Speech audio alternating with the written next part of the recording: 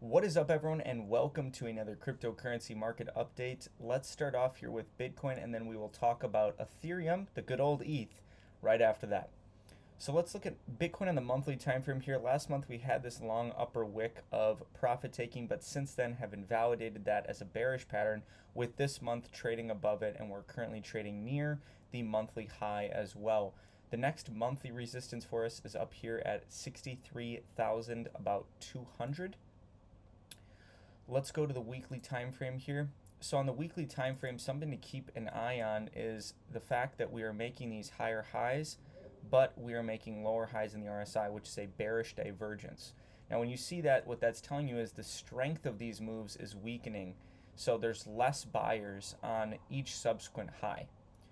So that's just something to keep in mind if you are bullish up here, is that we are getting this decrease in strength in these moves up. We may need to push down into this blue zone, which is our weekly support level, before going subsequently higher from here.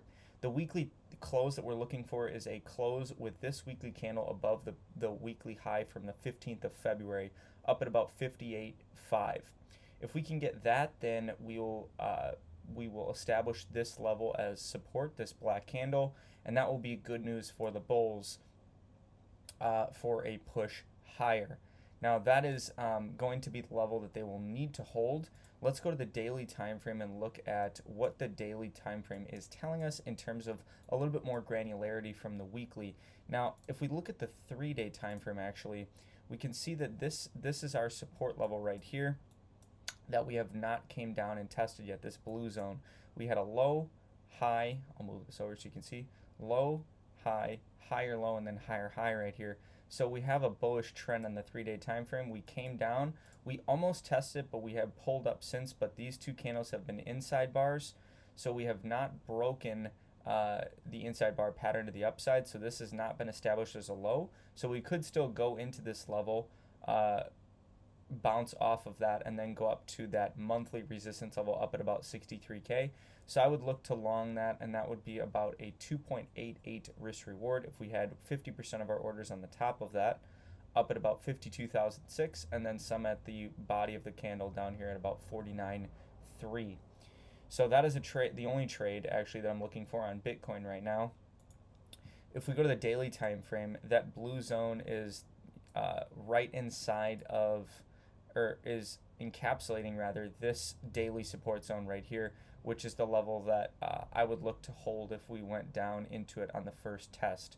We also have this candle over here that lines up perfectly with the top of the blue zone. That was our initial resistance level right here. We ran into it a second time, reject off, but then closed above. So a retest of that should hold a support on the first test as well. So if we do get a weekly close that closes below this high, I would look in the coming days potentially for us to come down into this blue zone before we try and continue higher. On the daily time frame, we have our low, high, higher low, lower high, and then lower low, but we've wicked into this level. For this to be a confirmed daily bearish trend, we need to close 2 daily candles below this low right here from the 19th of March. And you can see that the R1 pivot is holding as resistance nice and strong here on the daily time frame, with 2 rejections off of it thus far. Now the bulls will have to push above this R1 to try and close above the weekly high that they need to close above, which is up here at 58,577 on this exchange, which is this high right here. So they're going to need to close this daily candle above this R1, which would be above the open for this daily candle.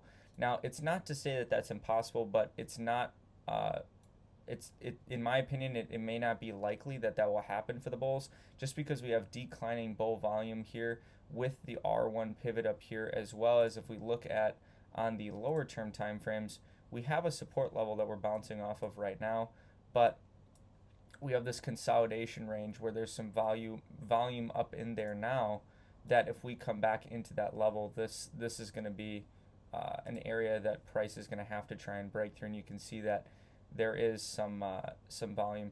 There's more support volume down here, but if we zoom in right here, we can see that there is some volume they're going to have to break through in there. It's not to say that they can't do it. It's not to say that they won't do it, but it is just something to keep in mind. The 4-hour time frame is looking pretty good here for the bulls with a bullish. This might end up being a really bullish candle if we can get a close above this high. So this will be something that I look that I'll be watching, is to see how the weekly candle closes. That's really the only thing I care about. Where the price may be going, if we look at the Ichimoku cloud, we still have not came down and touched the flat Kijun here, which is down at about 52,239. When you have a flat Kijun, this is something I've talked about in the past few videos, it acts as a magnet to price. So the price wants to come down and touch this level. It has not touched it yet. So that is a spot that I will be looking for if we do come down for price to bounce, as it's confluent with the gray zone right here, the blue 3-day zone that we talked about, as well as if we pull up the pivots, well, the S1 ends right here.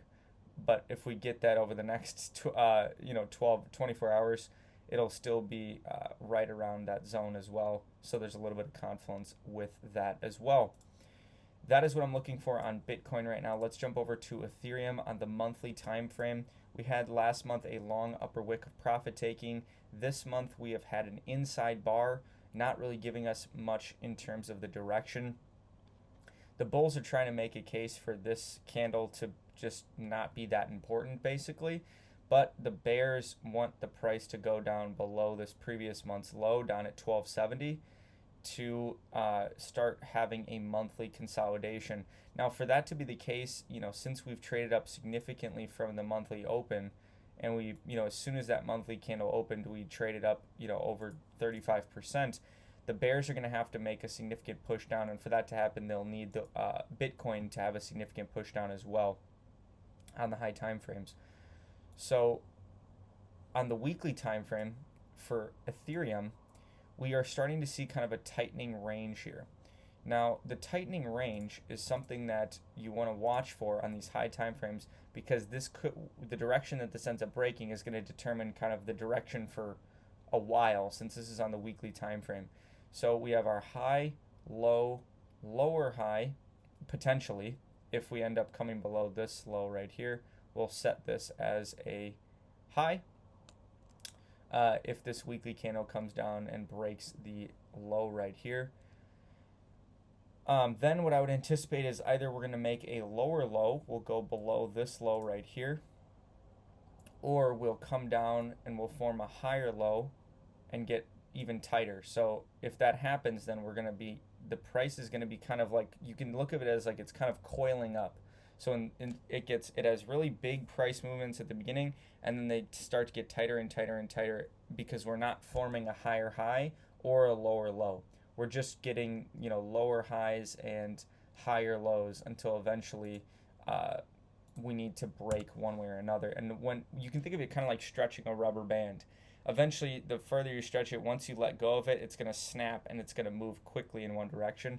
And that's what we may see on Ethereum in the coming weeks here, is that type of a pattern. So on the weekly time frame, that's what we're looking at. On the daily time frame, Ethereum is in this consolidation range up here that it has been trying to hold for quite some time now. You can see these long lower wicks of people buying the dip. Every time we push down, people are buying the dip.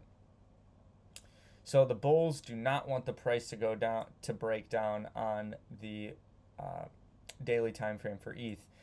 On the daily time frame, we don't have an established trend here. It's just more chop. We have a low, high, higher low, higher high, but we didn't close above it. We closed back below it, which is bearish.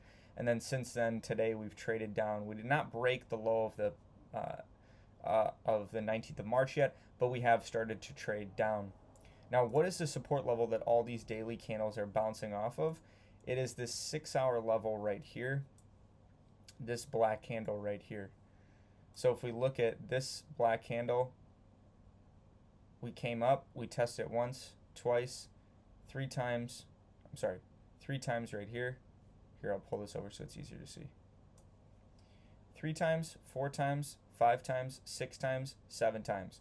So every time you test a resistance or support level, the more times that you test it, it gets weaker. So this is a weakening support level for the bulls. And so the main levels that I'm looking at for Ethereum is this purple zone up here. Now this purple zone right here, I'm actually going to turn this to gray real quick. So purple will be our support and gray is going to be the resistance. So this gray zone should act as resistance on the first test. We have, this is a 6-hour level where we changed the trend to bullish, but then we did not hold the level as support. So we have a low, high, higher low, higher high, but then we pushed right through it and did not hold this level of support right here. So now a retest of this zone should act as resistance if we end up getting into this into these pink lines that I have. Those are my entry points. This is the only trade that I'm looking to make on ETH right now, and I will look to take this down to the daily support level down here, which is up at about 1662, and that's this 3-day level right here, this black candle right here. So we changed the trend on the 3-day time frame with our low, high, higher low, and then higher high. We have not came down and tested this blue zone yet, so that is our support level. So on the 6-hour time frame, if we're looking to take this shorter term time frame trade, the immediate area that we will push down to would be this purple zone. So that would be about 2.68%. But if that purple zone does not hold, then we'll go down to the next zone down here, which is the blue zone down at about 1661. So that is the trade, and it's about 4.05 risk reward, stop loss above that gray zone. And the other confluence that we have here is this pivot point inside of that gray zone as well. So those are the trades that I'm looking for on Bitcoin and Ethereum. I hope this video was helpful for you in analyzing the price and learning how to do some tactical analysis. If you like this video, give it a like and subscribe for future educational cryptocurrency and blockchain content. If you'd like to see something specific on our channel, you can join our Telegram using the description below. You can learn with the rest of our community members in our Telegram chat how to make money with cryptocurrency and how to educate yourself on all of the different technological capabilities that are within the blockchain and cryptocurrency space. And you can actually request different content that you would like to see on our YouTube channel, and we will go ahead and try and create that for you. All right, guys, that's all I got for this one. I will see you all tomorrow. Until then, onward and upward.